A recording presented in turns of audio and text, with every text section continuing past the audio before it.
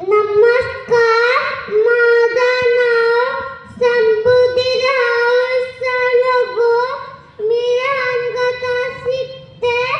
शिवजयंतीच्या सर्वांना आधी विचार. शिवाजी महाराजांचा जन्म 1938 रोजी श्रीनगरावर झाला. त्यांच्या आईचे नाव जिजाबाई होते व त्यांचे नाव साधेराजे होते.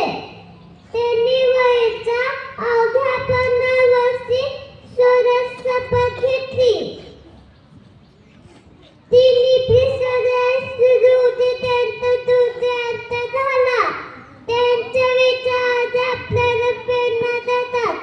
शिवाजी जयंत राजा असे कसून गेला. इतिहासाच्या पानात